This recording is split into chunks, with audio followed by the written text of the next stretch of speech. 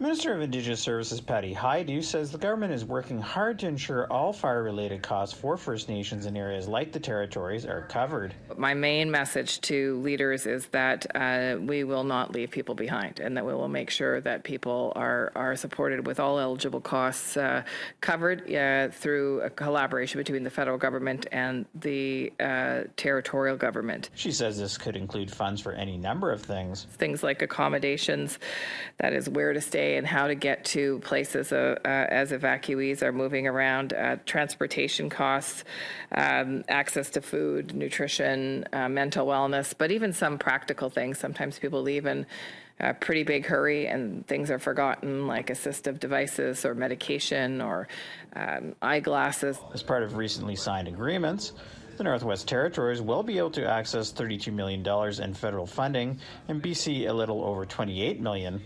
Minister of Northern Affairs Dan Vandal says the record number of wildfires this year are the result of global warming, which needs to be addressed immediately. Northerners have been seeing some of the most devastating effects of climate change, including a longer and more active wildfire season.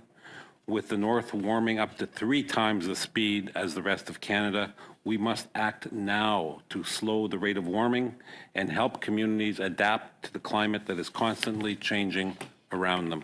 He also says the fires have exposed serious infrastructure gaps in the Territories.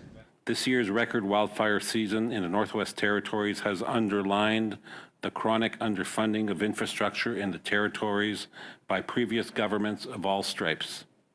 While our focus right now is on assisting the Territory face their immediate crisis, we remain committed to working with our territorial partners in addressing these infrastructure gaps in the long term. As of Thursday, there were 82 active wildfires in the Northwest Territories and 411 in BC. Fraser Needham, APTN National News, Ottawa.